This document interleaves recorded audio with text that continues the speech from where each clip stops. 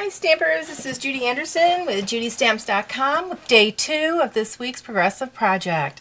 For today's project, you're going to need 2 stamp sets, the Flower Shop and the Gorgeous Grunge.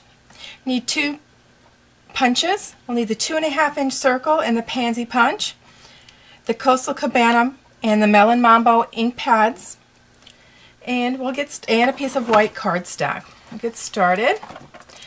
I do want to explain one thing with the Flower Shop stamp set. You do want to pay attention to the way you mount your stamp image onto your blocks, whether you use the clear mount or the wood mount. For mine, I had chosen the wood mount for this stamp set.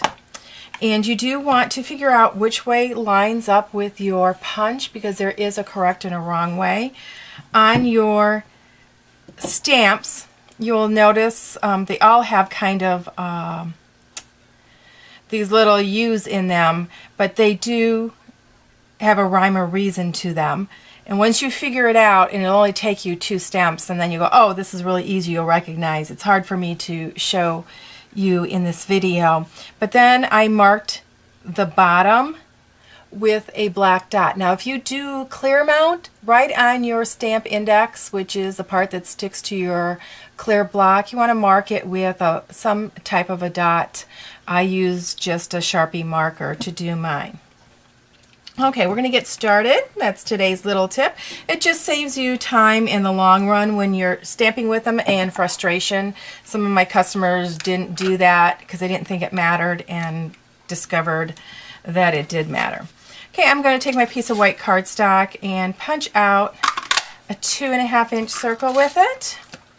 And then I'm going to take the spotted background from the Gorgeous Grunge and my Coastal Cabana ink and ink that up and just do my splotches right across my circle. That's that element. Quick and easy.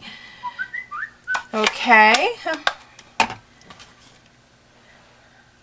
My phone's making noises at me. Now we're going to take our Melon Mambo ink and our Flower Shop images. Now I just chose these 3 images, the squiggly line, the patchwork, and the traditional flower. You can choose any of the images that you wish for your card. And I'm going to ink it up. Now once again, the dot is going to be along the edge. Okay, if you don't do this, you will find yourself needing to cut your paper and twisting it until it lines up in the punch.